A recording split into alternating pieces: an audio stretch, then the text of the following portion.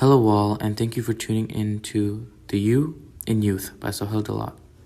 The You in Youth is a new podcast funded by the National Reach Coalition and hope to raise awareness of the stories of the youth between the ages of 18 to 25. The National Reach Coalition aims to help underserved racial and ethnic communities achieve health equity, and we hope to use this podcast as a way to build resiliency through unity among the youth by sharing the impact COVID-19 had on us. If you are interested in being interviewed on this podcast, please reach out to me at sdalat@email.arizona.edu. That's spelled SDAULAT at email.arizona.edu. This is the first episode of The You and Youth, where we will be interviewing Miriam Eras, who will be talking to you about her experience during COVID, how it has affected her and her family. She is a student at the University of Arizona, and she has a lot to share.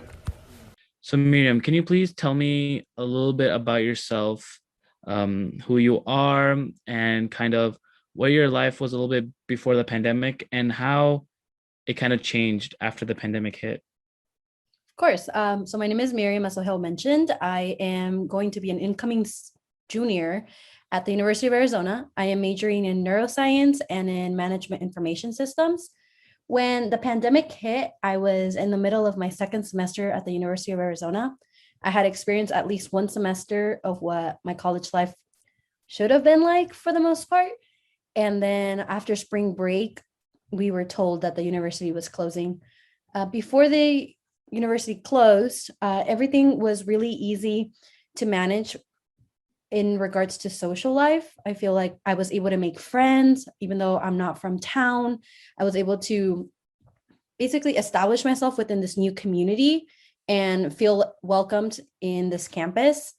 But then after going into online courses was a bit of a challenge for me because I learned better by being hands-on and being in person than I do virtually.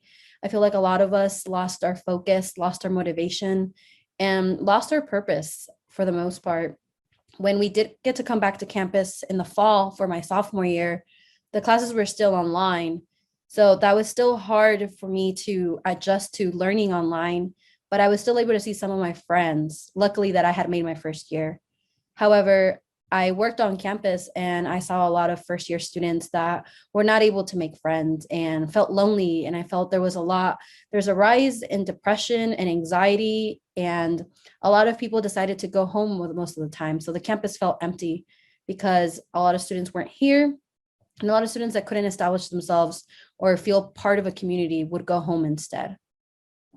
So, as a student, you felt that a huge factor that affected your school was COVID, that had a huge impact on your school life and your social life, is basically what you're saying, correct? Correct. And so, how about in other regards, whether it be, can you tell a little bit about maybe your background and maybe how COVID has affected your background? Yeah, of course. So I'm originally born and raised in Mexico. I moved to the US when I was 11 years old. But when I moved to a border community. I'm from Yuma, Arizona. Yuma, Arizona has the demographics of majority of the people are Hispanic. We have other minority people as well. And a lot of the people there, their social economic status is pretty low.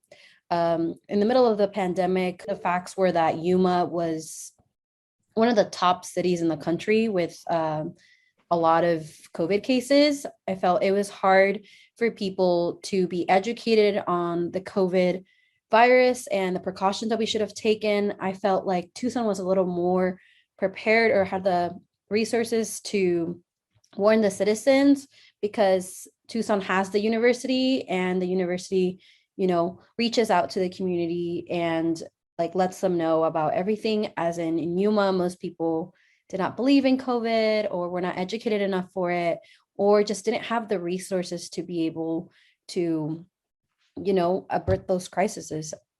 The thing about that as well is that most people in Yuma go to the hospital in Mexico. They go to the doctor for their appointments, for their checkups, for dentists, for optometry.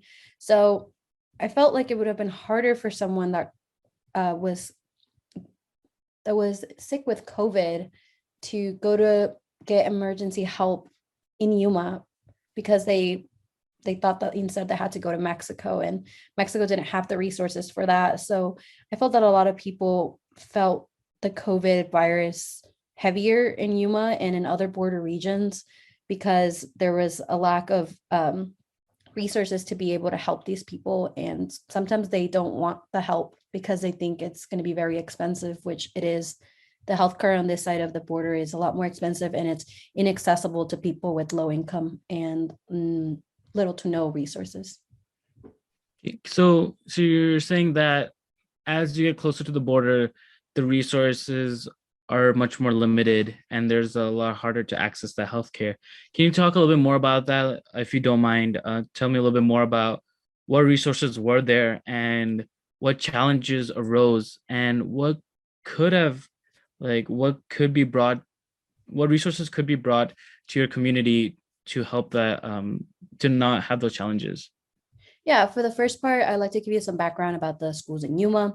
So for the most part, most of the schools in Yuma are Title I schools, which means that they are free or reduced lunch. So maybe if you don't qualify as an individual for a free or reduced lunch, that's one story. But the whole school, because the majority of our population comes from low income um, population, then everybody in the school gets a free lunch. And in very little school, it's about reducing the lunch prices, but everywhere else, it is free lunch. So in that, you already know that our community is struggling.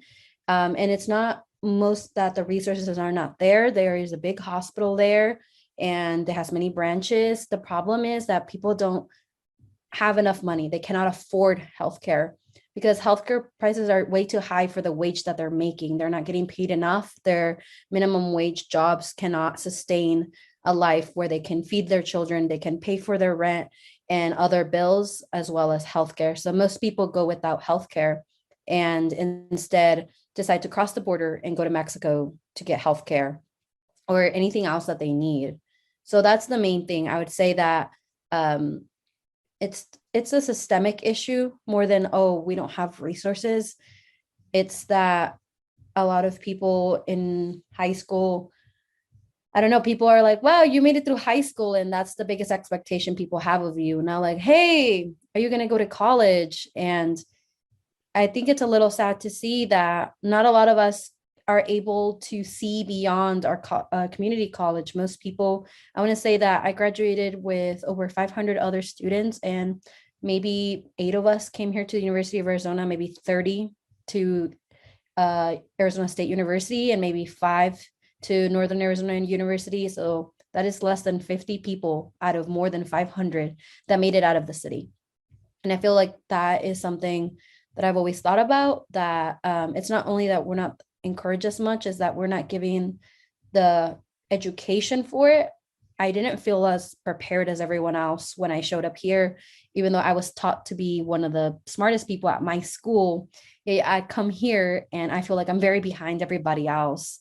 And I feel like it starts with their education, and then eventually it starts with how we see our community, and our community is satisfied with working low income minimum wage jobs, or if they're not satisfied, then they're just not given the opportunities to move up the social ladder. So you were saying that you had a hard time already with the transition and the pandemic made things a lot harder, which caused a lot of anxiety and depression. So can you talk a little bit more about how you feel that this pandemic has really hurt the students and what we can do or what can be done to help the students kind of get through this, as the transition is already hard and the pandemic has made things harder? Yeah, of course. So for that, I'd like to talk about my job. I work at the University of Arizona as a residential assistant in a dorm. And as a resident assistant, I am supposed to help the students transition from their high school life into their college life by providing them with resources on campus. So let's say a student is failing a class and they confide in me and they tell me about it, then I would refer them to tutoring services like Think Tank or I could help them find something else. Now, if a student is homesick, then I could take some time to listen to them and talk to them. And if they feel better after that, then I'll just keep on checking them. But if not, then I would have to refer them to, someone that can talk to them that's a professional. And sometimes people can't find a way to fit in. So maybe I can ask them about their interest and I could help them find a club that's right for them. So that's usually what my job consists of. Now, this year, I felt it was even harder for me to do because everybody felt very isolated. I don't want to generalize, but that is what I was told repeatedly throughout the building when I would ask students to not be bringing other students into the room because of COVID. We had a strict COVID policy, and we did not want other students entering rooms to prevent the spread. And a lot of them said, well, how am I supposed to make friends if I can't invite them over to see my room or to watch a movie with me? It's just me and one other person. How am I supposed to make friends? And I think that was the hardest part about my job this year, is seeing that these people could not go off to find friends at clubs because all the clubs were online, or some of them stopped being a club, or they weren't recruiting new members because, we did everything through Zoom, and a lot of people weren't as interested in being a Zoom club. I know for my club, a lot of our new members weren't motivated to go to our meetings because they were all on Zoom and they didn't feel as exciting as they would have been in person. And I think primarily going into in-person classes is where you find friends. The person you sit next to, or the third person in front of you and another person across the room, you made a study group. And then from the study group, you guys became friends and then you join a club together. And that's usually how it goes for college. And when you are not given the opportunity to, one, attend an in-class person, and two, be able to make friends within your dorm without all the restrictions, it's a little hard. I came across a lot of students that were very, very, very depressed. They said they had no friends and they wanted to go home. There's a lot of people that went home constantly. My students went home constantly because they missed their friends from back home because they weren't able to make some here. And even if I tried to help them find a club or something like that, it was still hard because COVID policies were very strict around campus. The only people that found some friends were people involved in Greek life. And even then, there was a lot of rules for them too. So, it was just really hard for people to make friends. And I feel like one of the biggest parts of college is developing yourself as a person. And, obviously you have to get to know yourself, and to get to know yourself, you have to, test what you like and what you don't like, such as different clubs, such as different friend groups, such as different classes. And, not being able to do any of that sometimes makes a person think, who am I? What am I doing here? Should I even be here? And that was really hard for me to see as someone that came in and had the opportunity to live at least my first semester as a normal college student. And I missed that. And I cannot imagine having come in my first year of college and felt so alone throughout the year. It was just really hard for me to see. Mm-hmm. And do you feel like the pandemic has kind of changed, but still there? Do you still see this ongoing sort of isolation occurring, or what do you kind of notice? Is it getting better? What are your thoughts?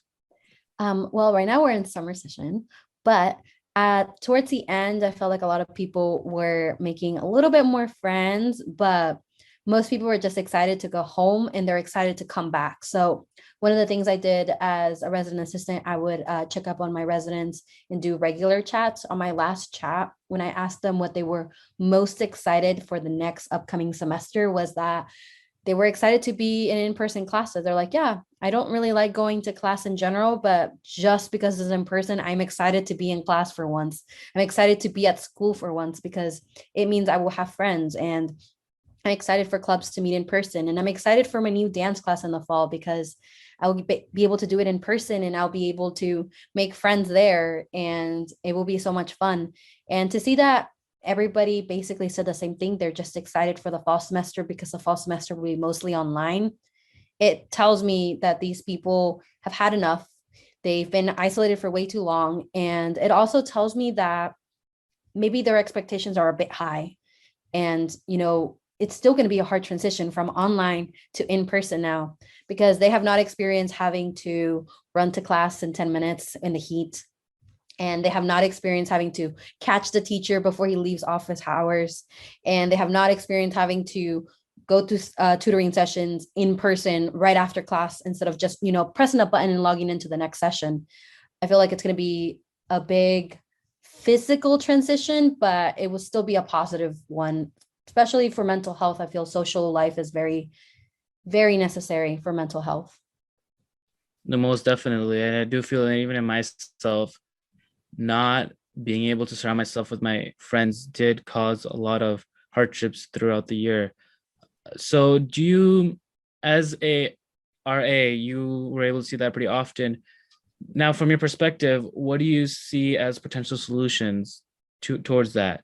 Or do you think that there could have been some things the university could have done a little bit differently, or anything that maybe could have been done, or resources that could have been provided for those students to be able to not necessarily feel that kind of isolation? Well, I'd say that as an RA, it was also my job to organize events, we call them programs, for students to come.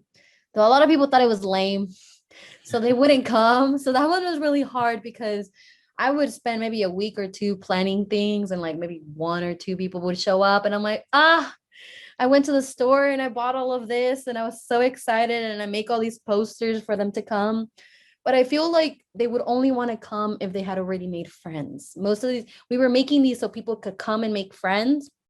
And obviously you had to wear masks or we would be outside. And some of them were fun and some people did mingle, but for the most part, these programs used to work better when you had like 3 friends in your hall and be like, hey guys, let's all go down there. And when you don't have that, it was a bit hard. Now, as to what the university could have done differently, I really don't know. I felt that although the rules were very strict, especially in dorms and residence halls, they were necessary because there were, as an RA, I got to see a lot of people leaving the building to go to an isolation dorm. And you know what? I was in an isolation dorm myself, and it was not fun. I wasn't even there for the full 10 days, and I felt like I was in a mental asylum, and I felt very depressed just being there. And I guess just, catching COVID, so you're not feeling well, and then you go there and you're isolated, and then you come back, and then everybody else looks at you a different way. They look at you like, ooh, that person was irresponsible and they have COVID. We shouldn't hang out with them. So it isolates you even more. And I felt there was a stigma around that. And I felt like that could have been addressed better by the university. But as to what we could have done to make people feel more welcome or feel more of as a community is really unclear for me still, as we did try to make programs, but it's that whole aspect of not being able to see other people in person. Maybe some classes, maybe everybody should have been allowed to have one in-person class where we all sat down in a grass with 6-foot radius around us, and the professor had a mic and it was only 20 people per class. I wish that we would have done at least that at least every person could have had one class where it was a small class of 20 people spread out, maybe at the mall, all out with maybe even 12 feet radius, and then so have someone with a microphone. Being able to see other people, although some people may be shy, it still helps them in some way because it's human contact and we all need that no matter how intro or extroverted we are. So we could have done that differently for sure. No, that's a really good point. And yeah, no, definitely. I wish there was some kind of more focus on the students' mental health in regards to socializing, because yeah, classes were shut down, but gyms were shut down too. A lot of the buildings were closed, restaurants, so it did definitely cause a lot of disruption in social life. So you definitely do bring up a good point. So in regards to schooling, that makes complete sense. Now let's go back to what you're talking about in your community. And you were saying that COVID impacted the youth there as well. Can you tell me a little bit more about that? Whether it be what was the lifestyle for the youth? Did they have jobs where you came from? Did a lot of the youth tend to have jobs, or they're more focused on school? How did COVID impact them in general? Of course. So I was only in my home from the beginning of the pandemic all the way up till August when I came to the University of Arizona. But what I saw then was that because a lot of things had to close down, a lot of the youth lost their jobs. Most of the people in my community that are in high school, they have part-time jobs from sophomore year forward, and they need those jobs. And what I saw is that most people had one job now. The one job was to be a personal shopper at Walmart. So people were no longer going to Walmart to shop. Instead, they would basically order it online, and someone that works in there, mostly teenagers, mostly people from high school, part-time people, would go and they would put everything in the cart for you, and they would bring it out to your car and put it in your car. It was a no contact shopping. And that's the most sought after job that I saw, because restaurants closed down. Most people worked at restaurants.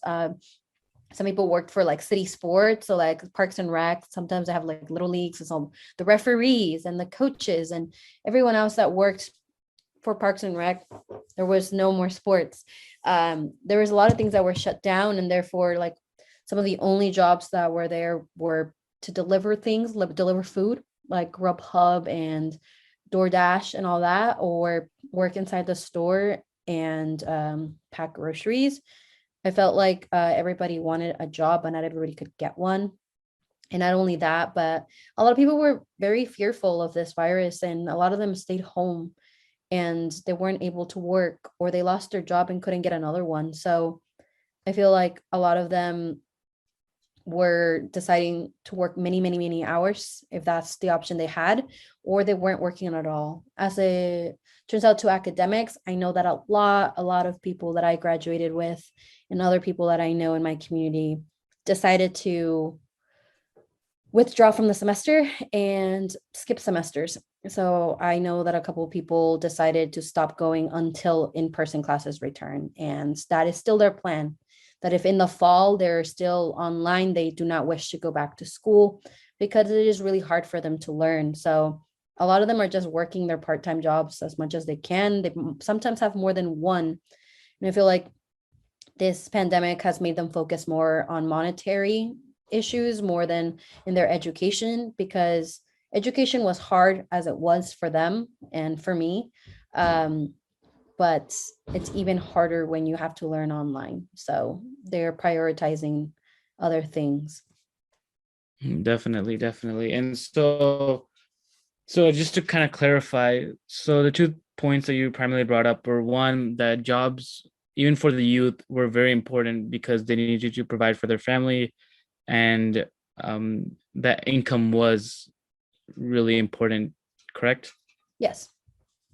And also at the same time, going to school was a big thing for them. But however, because of the pandemic and in-person classes shutting down, a lot of them decided to not go to classes, or just to drop out of school, correct? Temporarily. Correct. Until we go back in person. Correct. And some of these people are brilliant people. They were in my classes and they got the same grades I did. So it's not a lack of motivation to go to school, but rather they just didn't feel supported, and they didn't feel like they could learn online, and they felt their time could be used better by working. Mm-hmm. So do you feel that there could have been other reasons why they may have not wanted to go in person to classes, whether it could be technological issues? Did the social issues also play a role in high school, do you feel? Can you talk a little bit more about that? Yeah, of course. So some schools give students maybe a little computer, Chromebook, or an iPad to take home, and that is good. But some other people don't have those opportunities. So maybe doing online work wasn't as ideal for them. And not only that, some people don't have internet, or they can't afford internet because they would just do their work at school and then come home, and they didn't have to do that. But now school is at home, and I feel like a lot of people just, one, didn't have maybe the technology that they needed, such as Wi-Fi or such as computers. And then it's also another thing about, having lived your whole life going to school, and then your school schedule being dictated, rather than being at home and be like, oh, I can choose whether or not to log into this class. I know that a lot of people have chosen to be like, oh, I'm just going to sleep through this class again and do it. I know that my little brother would be like, I don't have to go to that class. And if my parents weren't there to monitor him, then he didn't do it, you know? And that was just at the beginning. And then he understood that he felt that his classes didn't matter anymore because they were just online and he wasn't learning anything. He expressed that his teachers had told him that they were just going to pass fail them for the rest of the semester when the pandemic first hit. So if you tell a child that they're just going to pass fail as a security belt, then they're going to stop caring about if they got an A, a B, or a C, because guess what? It all looks the same in the report card. And eventually he got better. And this second year in the pandemic being a thing and he having to go hybrid school, he got straight A's. He did well because he was able to go back in person at least twice a week and see people and care about his grades. And because he had that contact with his teachers, you know, I think that Zoom doesn't give you a personalized education. I mean, you can see your professor, maybe you can hold back at the end of the Zoom, but in person is just better because the teacher can walk around and look over your shoulder and see that you're doing well. I said, when a computer, you can't do that. And I feel like it's a one-on-one, it's a one-by-one basis. It's not the same for everybody, but there's definitely been a lot of factors that have played into how youth have fallen behind in school and have definitely also fallen behind in their mental health because of social issues. Mm-hmm.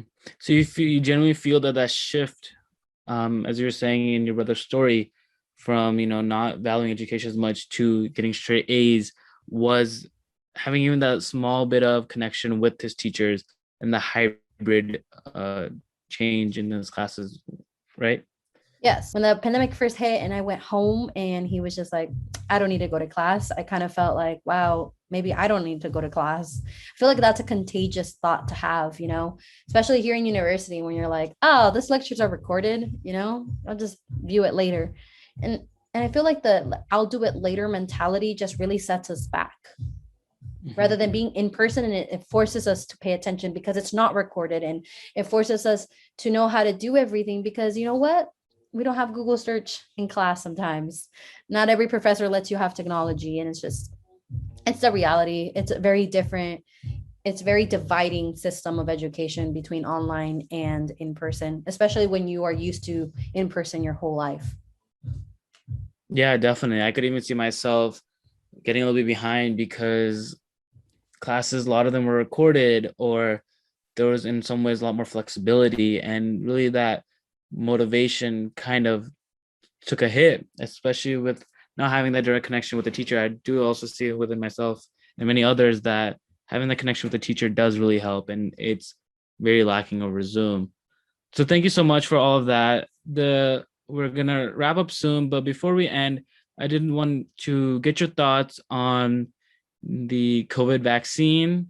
Did you feel like there were concerns that you may have had, or people from your community or from where you grew up, or in general, what were your thoughts about the COVID vaccine and the concerns that especially the youth faced? Of course. So, as a scientist, I believe in the vaccine. I'm not an anti-vaxxer. Of course, I feel like the majority of the people were like, well, what's in the vaccine and how did you guys manage to make it so fast? And I feel like when people don't understand the different stages of whatever, like what it takes to make a vaccine, then they're a little puzzled. Obviously, there are some vaccines that took 15 years to make, and this one took maybe less than a year, you know, and that is very alarming. But when you see that this pandemic was something that affected the whole world, everybody, government and private sector, united to be able to find the solution fast. So usually when you are having clinical trials, you have to jump through a lot of bureaucratic tape. It takes months to approve one little thing. Maybe take a year to approve a clinical trial that the government will be like, yes, it's okay for you to do it. Now, when the government, the private sector, and the medical field all join together, and the government is right next to them and said, yes, I approve it right now in 1 minute, rather than approve it, you know, in 1 year or like 9 months, then yes, it speeds things up. It also speeds things up when the many, many people are working towards one goal. Now, other vaccines have only been the work of one company or of a few people that were interested in this disease. And, having more heads is better than one. And having more people working towards that same goal accelerates things because, it's not about competing with that other company. It's about we both want to make a patent. We both want to make a vaccine that works. So we're both going to, piggyback off each other. So I felt like that's something that a lot of people did not understand, especially people in my community that were like, ooh, why would you get the vaccine or something like that. A lot of the times I was like, I'm going to have to get the vaccine because I work in a university building where there's a lot of students. And they're like, well, it's not in your contract. You shouldn't have to. They shouldn't force you. I'm like, they're not forcing me to. I find it necessary. And then I also started working in the hospital and I thought it was necessary, to be vaccinated, especially as I work in the emergency department where people are coming in and out all day and we don't know what these people have. We don't know if these people are COVID positive or they're in the last days of being contagious or, they just contracted it and they're just incubating it right now. And I feel like the most important thing I took away from having to get a vaccine and still asking other people without a vaccine to wear a mask. I know a lot of people were frustrated with that. We're like, well, if you have a vaccine, why do you want me to wear a mask? Like, are you scared your vaccine isn't going to work? And it's not that. It's not that your vaccine isn't going to work. It's that you're supposed to put on the vaccine and wear a mask for the safety of others. This is a community effort. Even though I may not be getting sick of COVID, I can still carry it. Your germs, if you're not vaccinated and you're not wearing your mask and you're not protecting yourself, your germs can be on my clothes. And I can, guess what? I work mostly in the pediatric emergency department. I'm fully vaccinated. I'm not going to get anyone sick on my own doing. But if I was with someone else that refused to wear their mask or refused to get a vaccine and they had COVID and they gave it to me in my clothes and I come in contact with the patient, I just infected another person. And that is terrible. I think you should put up the vaccine, not just to protect yourself, but to protect your community. And that is something that most people need to see, that it's not about you, it's about everyone else. It's not about protecting yourself because you don't want to catch COVID and die. It's because you care about your community, especially when you're around those disadvantaged and underserved people that will not have the resources to, get a ventilator or be in the hospital or be able to pay off those hospital bills. So it's about protecting everyone else. It's not just about you. This is a community effort. We do it for everyone. Mm-hmm.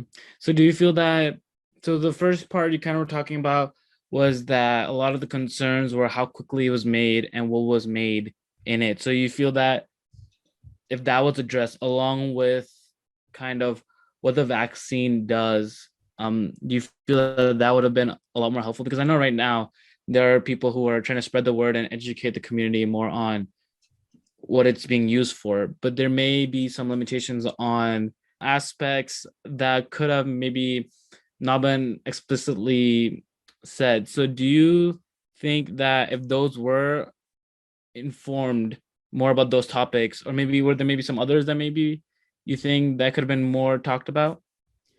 Yeah, I feel like number one, it's very important to inform your community about what is going on. I feel like a lot of people become very suspicious when they don't have information, especially when they think that the government is planning something or plotting something against the citizens to try to control them.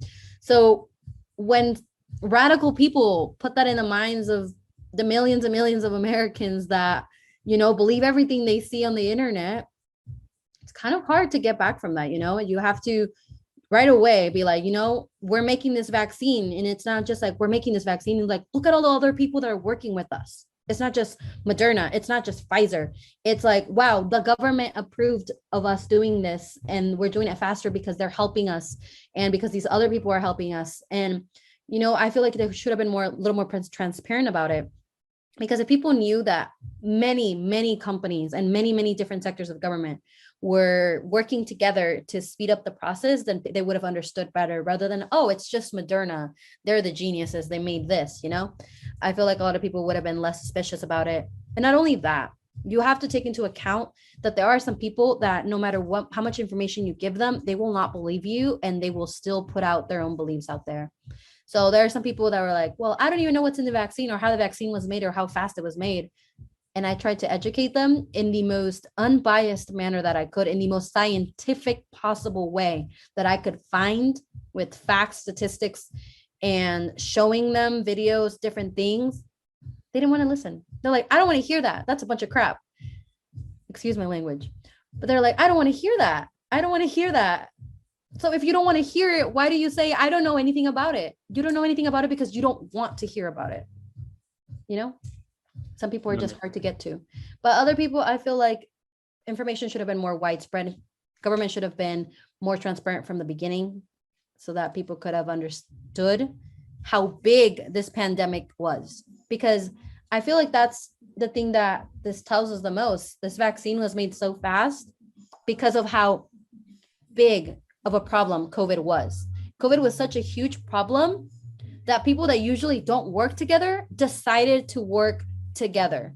And a process that usually takes years was done in under a year. Why? Because this virus was destroying lives, was, disrupting life in general. And some people didn't take COVID seriously at first. That's why they didn't take the precautions, because they didn't realize that it was an issue that needed to be addressed so fast. Definitely. Well said. Well, thank you so much, Miriam Eras. Thank you for taking some time to share your perspective and give really thorough answers. I really appreciate how you were able to talk about not only how COVID-19 impacted you, but also the community you grew up in and the students you have to look over. It was really interesting to see how anxiety and depression is playing a huge role due to the isolation that COVID caused, and also the lack of certain resources that are provided to your community in Yuma. I hope that there is something that we can do to change this, and I can't wait to talk to you next time. Thank you all for listening to episode 1 of The You in Youth.